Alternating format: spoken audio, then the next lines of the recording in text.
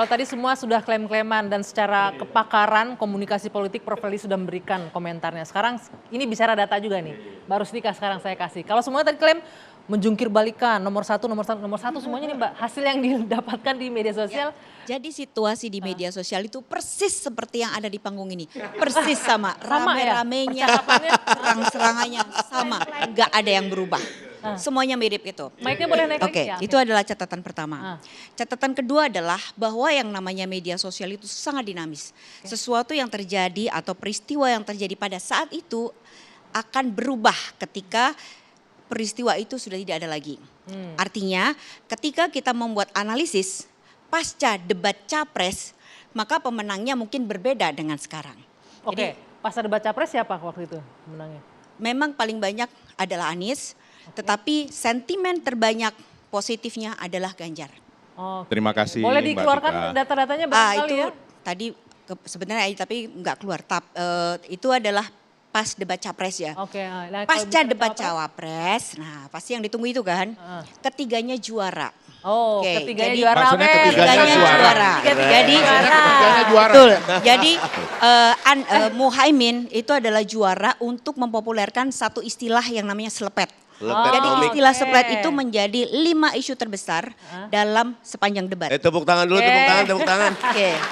Kemudian Gibran itu dia juara untuk mendapatkan jumlah expose, jadi postingan dan juga engagement yang tinggi sekali. Oke. Tapi tone-nya positif negatif kelihatan. Tone-nya kita bisa lihat di data. Oke. Kemudian Mahfud MD dia juga juara karena dia mendapatkan sentimen positif tertinggi dan juga mendapat respons dari generasi milenial dan Gen Z terbanyak. Nah, Mbak Duyang ya, itulah pentingnya otentifikasi. Karena begini, generasi milenial, generasi Y dan Z ini penting sekali terhadap korupsi.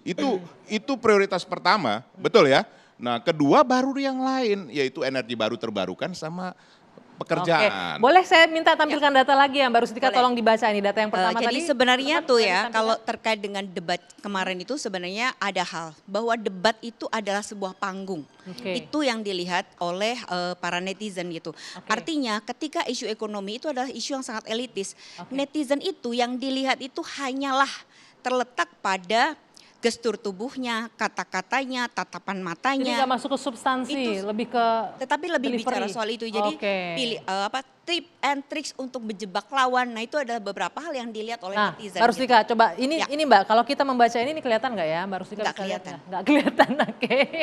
Bisa ditampilkan di sini. Boleh maju sini Mbak, nggak apa-apa Mbak, sini Mbak. Oke. Itu demografi netizen ya. Ya, analisa emosi netizen cawapres. Ini saya sampai sudah Oke, paling dekat, pra nggak dan kelihatan juga. pasca. Pra dan pasca nih Mbak, analisa emosi ya. netizen cawapres. Emosi ya? Ya, Oke, analisa siap. emosi. Nah ini adalah situasi terkait dengan emosi netizen before and after Oke, debat. yang warna hijau itu apa? Yang warna hijau itu adalah trust. Trust, kepercayaan berarti ya. Kemudian yang warna di bawahnya itu yang ungu itu disgust. Disgust. Tapi di sini tuh disgust itu sebenarnya bercerita terkait dengan saling serang antar Oh, kubu oke. gitu. Kemudian yang Makanya kuning? kalau di situ tuh terlihat bahwa antara kubunya nomor 1 sama kubu nomor 2 itu hampir sama emosinya. Karena apa?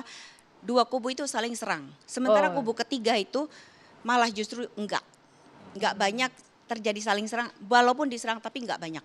Oke, Gitu. ini kalau saya lihat nih Mbak, Ya. boleh kita balik lagi pra debat yang hijau-hijaunya ini dengan pasca debat agak berbeda jauh. Agak Untuk berbeda Prof jauh. Mahfud itu agak tinggi, tetap tinggi ya. Jadi gini, Pak Mahfud itu dia memiliki satu karakter yang unik dibandingkan dengan dua cawapres yang lain.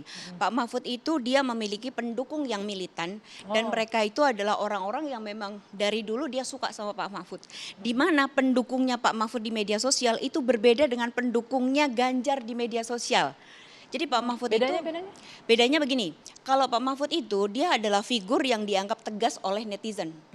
Mereka itu selalu menganggap Pak Mahfud itu adalah setiap kali ada masalah dengan negeri ini, Pak Mahfud bisa langsung cepat. Oh, oke. Dan kenapa Pak Mahfud itu ngetop? Dia mulai sebenarnya ngetopnya Pak Mahfud itu adalah ketika kasus Verdi Sambo. Kita tahu bahwa Verdi Sambo adalah salah satu kasus yang sangat luar biasa besar dan di situ Pak Mahfud itu terus-menerus meminta polisi segera membereskan itu. Belakangan ini sebelum capres itu dia juga membantu seorang ASN yang dia nggak jadi dilantik tiba-tiba langsung dibereskan sama Pak Mahfud. Dan juga terkait sama utang negara yang harusnya dibayarkan kepada Yusuf Hamka. Artinya setiap kali netizen ada masalah, Pak Mahfud tuh langsung tak tak tak tak tak tak. Itu yang disukai oleh netizen. Oke. Jadi netizen itu ketika menganggap Pak Mahfud itu adalah figur yang dia sangat konsisten, dia punya track record, dia punya kredibilitas, seperti itu. Kalau kita bicara netizen, ini akan tergambarkan ke dunia nyatanya sama nggak ini nanti? Ya, kalau Main di atau netizen di medsos itu sama. Jadi kenapa kalau kita lihat ya Pak Mahfud itu pasca sama pra sama pascanya itu sama. Usianya nggak jauh beda gitu. Karena mereka itu adalah orang-orang yang militan gitu loh. Membela bahwa apa yang disampaikan Pak Mahfud itu betul gitu. Nah, Mbak, kemudian ada yang grafis berikutnya. Sebentar Bang Eriko ya, sebelum dikomentari. Ya. Saya menunggu. Iya, Oh, iya. karena Pak Mahfud dipuji-puji udah nggak sabar Ya. dia komentari. Alhamdulillah. Oke, Kemudian kita lihat yang warna grafik- ada merah, ada biru, set sosial. Oke, yang ini Oh, sosial nah itu network sebenarnya analysis. social network ya. Jadi itu adalah percakapan khusus hanya di Twitter. Oh, hanya Jadi di kalau Twitter. kita lihat di pasca sama pradebat itu memang jumlah percakapan terbanyak itu di Twitter. Oke. Tapi Twitter itu memang secara orang yang menggunakan Twitter itu kecil. Tapi cerewetnya minta ampun. Engagementnya pun juga tidak begitu besar jika dibandingkan dengan media sosial yang lain. Oke. Nah, makna daripada dua social network ini adalah bahwa Gibran itu letaknya di tengah-tengah. Artinya apa? Gibran itulah yang menggerakkan isu terkait dengan debat cawapres dalam waktu 1 minggu Oke. dan Karena ditunggu-tunggu kan. karena itu yang ditunggu-tunggu. Oke. Jadi Kalau yang di ketika- pinggir-pinggir tadi ada yang warna hijau di pinggir. itu adalah kubu-kubu. Jadi ada kubunya Mahfud, ada kubunya Anies dan Muhaimin. Nah, kenapa tadi Gibran itu di tengah-tengah? Karena bahkan sebelum debat capres itu dilakukan, 1 minggu sebelumnya itu 74% yang diomongin bukan debat capresnya, debat cawapres. Udah yang ditunggu malah ada Betul sekali. Nah, kemudian kalau kita tadi kan bicara soal situasi di media sosial. Tadi saya bicara satu adalah di media sosial itu sangat dinamis. 2, kita bicara bahwa debat cawapres itu adalah sebuah panggung. Di mana netizen itu karena isu ekonomi sangat elitis, maka dia lebih fokus pada apa yang disampaikan dan situasi yang terjadi pada saat debat itu. Gitu. Malah nggak fokus ke substansinya berarti. Karena isunya sangat elitis. Oke. Apa itu SGIE misalnya gitu. SGIE itu Iya apa, itu, nggak terus jelas. kemudian terkait sama tax ratio gitu. Terkait sama IKN mereka masih bisa paham lah ya gitu. Tetapi dengan hal lain ini mereka kan nggak tahu gitu. Oke. Nah itulah sebabnya kenapa netizen itu kemudian memberikan apresiasi sangat besar dan memang apresiasi itu terutama berasal dari netizen organik itu ada 37% yang dia kaget terhadap perhelatan pada saat debat itu. Kenapa? Karena Gibran pada saat debat itu berbeda dengan Gibran yang mereka lihat di keseharian, terutama dalam 1 minggu terakhir gitu. Jadi apa yang membedakan? Ada 4 hal. Yang pertama adalah Gibran bisa membuat satu narasi yang panjang tanpa celah selama 4 menit 4 itu menit gitu pertama pada ya, saat di visi awal. dan misi. Pada saat itulah netizen itu udah kaget-kaget gitu.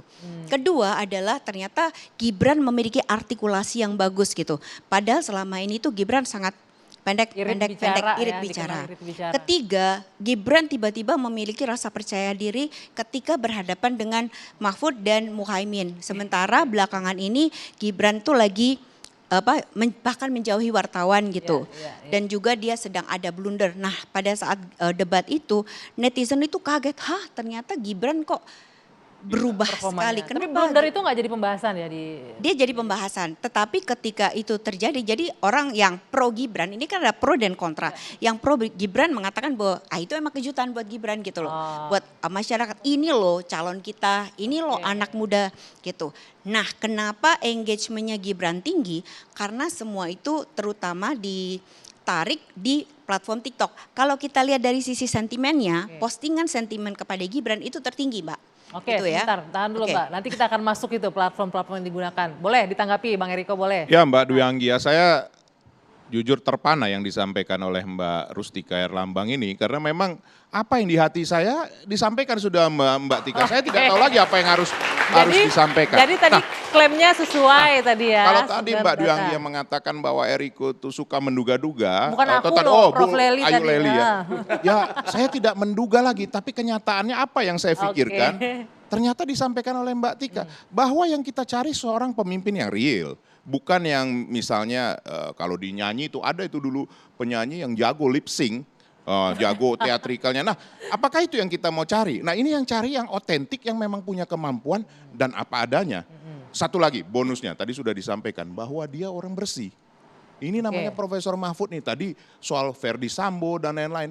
Jadi apa? Kalau kita lihat Profesor Mahfud itu melengkapi apa yang tidak di Mas Ganjar, dia lengkapi. Dan ini menjadi satu kesatuan yang saling melengkapi satu dengan yang lainnya. Seperti itu Mbak Duyanggi. Oke, silakan Mas Henry. Ya, boleh. saya kira apa yang disampaikan Mbak Tika sama yang saya prediksi tadi kan. Bahwa Gibran ini kan jadi magnet. Benar nggak Mbak Tika? Jadi magnet. Debat cawapres itu yang ditunggu itu sebenarnya Mas Gibran.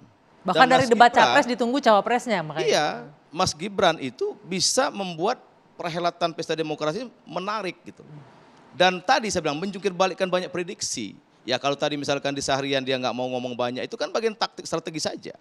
Tadi waktu itu kita bahas kenapa Mas Gibran nggak mau datang ke kampus. Saya bilang kan nggak wajib. Itu kan debat yang disasarkan oleh para pihak. Tapi kalau pas debat di KPU resmi, dia kan memang mempertontonkan kehebatannya gitu. Jadi saya kira ini kehebatan dari Mas Gibran bahwa kapan dibutuhkan dia tampil. Strategi ini akan dijalankan terus sampai debat selesai nanti. Ya itu rahasia, nanti kita bahas. Ya kan? Artinya gini loh, Mas Gibran ini membuat pesta demokrasi kita jadi menarik. Ya. Mungkin selama ini orang nggak mau terlibat atau ikut pesta demokrasi, melihat Mas Gibran menjadi tertarik. Artinya kita harus berterima kasih ke Mas Gibran sebagai anak muda yang mampu membangkitkan kehangatan demokrasi kita. Oke, baik. Bang Mardhani, silakan. Ya tentunya debatnya masih berproses. Dan kalau tadi Mbak Rustika bilang banyak yang nunggu Mas Gibran, ya karena sebelumnya memang tidak tampil. Sekarang sudah tidak tampil, nanti kalau ekspektasinya tinggi di berikutnya kita lihat. Tapi bagaimanapun yang menentukan capres, dan capres. Dan Mas Anies Baswedan, Gus Imin insya Allah akan menunjukkan inilah Amin sebenarnya. Oke, Gitu. ya, baik. Mbak Rustika, itu kan kita bisa lihat cawapres ya. Kalau di capres siapa nih yang performanya paling oke dari percakapan di Ini kan kita bicara pasca debat cawapres. Pada saat itu memang netizen itu paling banyak direspons memang Anies. Tetapi Anies dia sedang ribut dalam tanda petik dengan Prabowo. Kan netizen kan tertarik dengan hal-hal yang kontroversial gitu. Nah di sini Ganjar memang akhirnya bingung kan, dia sampai juga apa yang disampaikan oleh Ganjar gitu, bahwa ini gimana nih dua teman saya itu persis sama di media sosial pun seperti itu. Gitu. Tercapture juga seperti itu gitu. Oleh karena itu yang mendapat negatif itu dua-duanya tuh hampir sama antara Prabowo sama Anies gitu. Cuman dalam hal debat capres kemarin memang salah satu isu yang cukup menguat memang Wakanda Nomor itu gitu. Gitu. Nah sementara karena dua pihak ini saling berseteru gitu kan. Nah kemudian Ganjar kembali lagi naik ke atas, dia sentimen positifnya paling tinggi karena Ganjar dianggap sebagai orang yang humble, dia nggak mau ikut ke dalam pertempuran itu gitu loh, dan itu yang dilihat oleh netizen tuh seperti itu. Oke, baik. Nanti kita akan lanjutkan lagi. Prof. Ali, saya ingin bertanya sejauh apa sih debat ini mempengaruhi preferensi pemilih pada akhirnya nanti? Kita akan jawab usai jeda saat lagi di dua sisi. Iya. Kenapa?